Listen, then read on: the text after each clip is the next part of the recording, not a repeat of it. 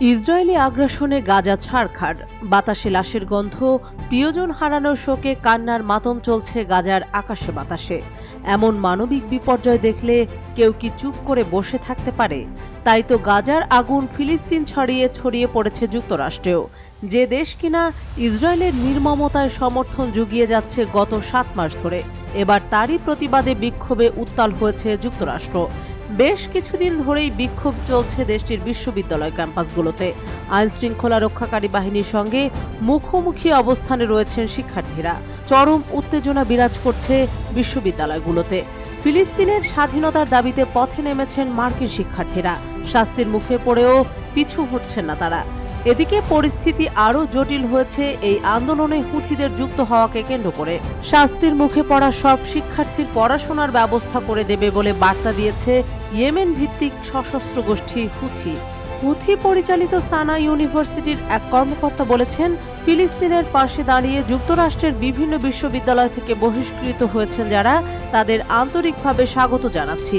ফিলিস্তিনের পাশে এই লড়াইয়ে যত রকমভাবে থাকা সম্ভব আমরা রয়েছি। তবে যুক্তরাষ্ট্রে চলমান এই বিক্ষোভের আগুনে সবচেয়ে বেশি পুড়ছে দেশটির প্রেসিডেন্ট জো বাইডেন। কারণ সামনে নির্বাচন। এমন পরিস্থিতি চলতে থাকলে তার ভবিষ্যৎ অন্ধকার, তা বলাই বাহুল্য। এমন পরিস্থিতি বাইডেনকে নতুন এক অভ্যন্তরীণ রাজনৈতিক সংকটে ফেলে দিয়েছে, যার প্রভাব পড়তে পারে আগামী প্রেসিডেন্ট নির্বাচনেও। সব মিলিয়ে চরম বিপদেই রয়েছেন বাইডেন। এদিকে যুদ্ধবিরতি প্রস্তাবে ইসরায়েল ও হামাসের মধ্যকার শান্তি আলোচনায় মধ্যস্থতার জন্য মধ্যপ্রাচ্যে জড়ো হয়েছেন কূটনীতিকরা। অন্যদিকে ইসরায়েলকে অস্ত্র সহায়তা দেওয়া নিয়ে নতুন করে নিজ দল ডেমোক্রেটিক পার্টির চাপের মুখেও রয়েছেন মার্কিন প্রেসিডেন্ট জো বাইডেন।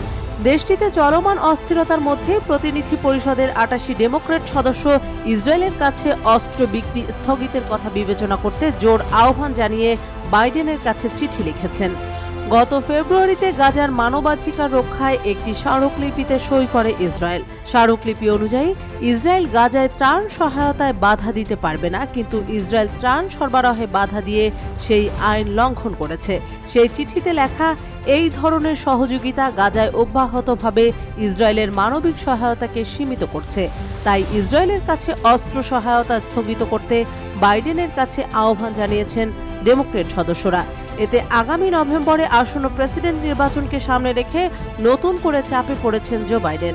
নিজের লাগানো আগুনে বাইডেন নিজেই পুড়ছে বলে কটাক্ষ করছে কেউ কেউ। গত বছরের ৭ অক্টোবর ফিলিস্তিনের গাজায় ইসরায়েল হামলা শুরু করলে বিশ্বজুড়ে নিন্দার ঝড় বয়ে যায়।